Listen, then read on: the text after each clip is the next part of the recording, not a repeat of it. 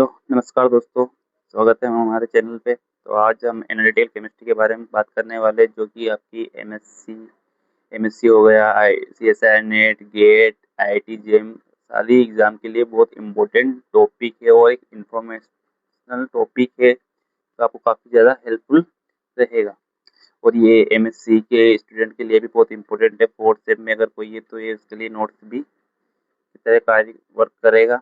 तो पहला जो आता है question, what is the analytical chemistry, कि आपका एनालिटिकल केमिस्ट्री क्या होता है। तो the branch of a chemistry that deal with the identification qualitative and quantitative of a substance. किसी भी सब्सटेंस का हम क्वालिटेटिव एंड क्वांटिटेटिव आइडेंटिफिकेशन करते हैं, तो उसको किसी सब्सटेंस का आइडेंटिफिकेशन करते हैं तो हम बोलते हैं कि वो एनालिटिकल केमिस्ट्री में आ रहा है। किसी चीज़ कोई भी हमें सैंपल दे दिया तो उसमें आइडेंटिफाई करना कौन सा मेटल प्रेजेंट है और कितनी क्वांटिटी में मेजर प्रेजेंट है, तो ये आता है हमारा एनालिटिकल केमिस्ट्री में।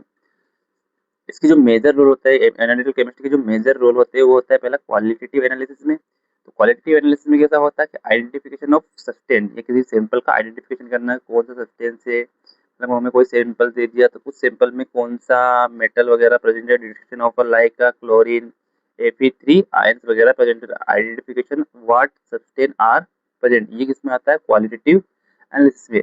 अगला जो होता है हमारा क्वांटिटेटिव एनालिसिस होता है। क्वांटिटेटिव एनालिसिस होता है detection of how much of a substance is present, कितनी अमाउंट में कोई सब्सटेंस प्रेजेंट है। जैसे कि हमें कोई सैंपल वगैरह दे दिया, जैसे कि हमें कोई सैंपल वगैरह दे दिया और उसने पूछ लिया कि बताओ कि इसमें कितने अमाउंट में कोई सब्सटेंस प्रेजेंट है, तो हम उसका कैसे पता करेंगे, क्वांटिटेटिव एनालिसिस से पता करेंगे। जैसे हम estimation of a Na in water, हम एस्टिमेशन करेंगे Na का इन वाटर में कि वाटर में कितना Na सोडियम प्रेजेंट है।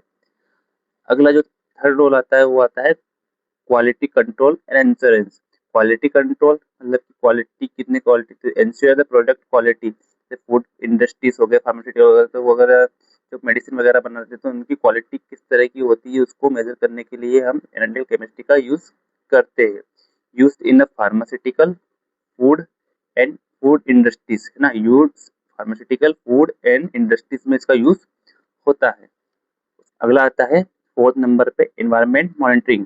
एनवायरनमेंट मॉनिटरिंग का मतलब है कि हमारे एनवायरनमेंट में होने वाले चेंजेस के बारे में पता करना। जैसे डिटेक्शन ऑफ पॉल्यूशन, पॉल्यूशन का डिटेक्शन करना। Air, water and soil, air में, वाटर में और सोइल में क्या क्या पॉल्यूशन है, वाटर में क्या पॉल्यूशन हो रहा है और एयर में क्या पॉल्यूशन हो रहा है। Like a heavy metal analysis, हम क्या करते हैं, हेवी मेटल का एनालिसिस भी हम करते हैं। जैसे कि लेड, मरकरी वगैरह, लेड मरकरी का हम एनालिसिस करते हैं कि सोइल में कितनी लेड है, मरकरी वगैरह प्रेजेंट है जो उसकी सोइल को इफेक्ट कर रही है।